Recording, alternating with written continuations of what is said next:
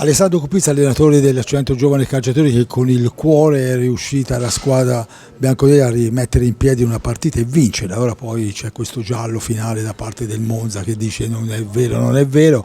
Insomma 4-3 viene segnato ufficialmente questo gol di Mura e quindi il Centro ha vinto.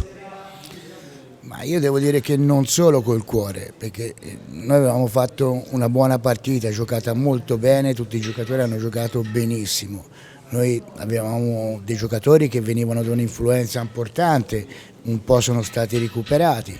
Comunque chi è sceso in campo ha dato tutto e abbiamo giocato con l'atteggiamento giusto. Siamo andati sotto ma non abbiamo perso la testa, con gol un po' caramboleschi, ma purtroppo è anche questo l'hockey, capito? Quindi abbiamo saputo mantenere la testa.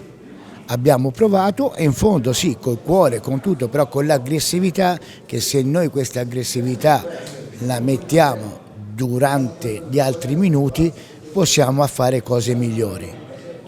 Ci sono stati, come hai segnalato te, dei gol che sembravano anche autoreti, quindi ci sono stati anche dei legni colpiti da una parte e dall'altra, però il Centro ci ha creduto, ha riaperto la partita con Lombardi alla fine del primo tempo, con Muglia l'ha riaperta e fino in fondo ci ha creduto e ha vinto. E diciamo questo, bisogna ripartire di qui, no? Poi l'hockey insegna che le partite non finiscono mai.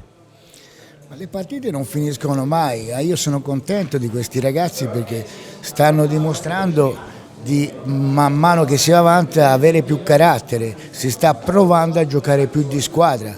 Poi logicamente il singolo farà la giocata come tutte le cose, però nei momenti di difficoltà rispetto a partite precedenti che ognuno prendeva la palla e andava per conto suo, questa sera abbiamo provato a riproporci un po' di squadra.